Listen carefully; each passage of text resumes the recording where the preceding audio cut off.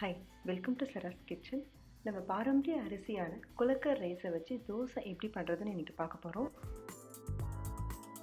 Already நான் உங்களுக்கு idli recipe upload பண்ணியிருக்கேன்.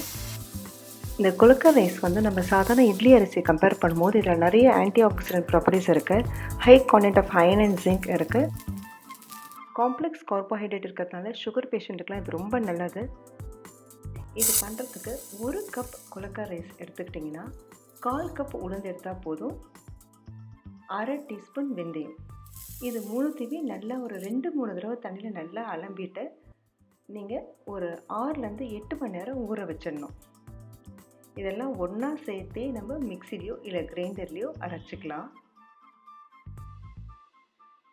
அரைச்சவொடனே இப்படி இருக்கும். இதை நீங்கள் ஒரு 8 ஹவர்ஸ் 6 to 8 ஹவர்ஸ் உங்கள் கிளைமேட்டுக்கு பொறுத்த மாதிரி நீங்கள் இதை புளிக்க வச்சிடணும். புளிக்க வச்சோன்னே டபுள் த குவான்டிட்டி ஆகிருக்கு பாருங்கள். இதை நல்லா மிக்ஸ் பண்ணிவிட்டு சாதாரணமாக நம்ம எப்படி தோசைக்கல்லை சூடுபடுத்தி தோசை ஊற்றுறோமோ அது மாதிரி நீங்கள் அழகாக இதை ஊற்றிடலாம்.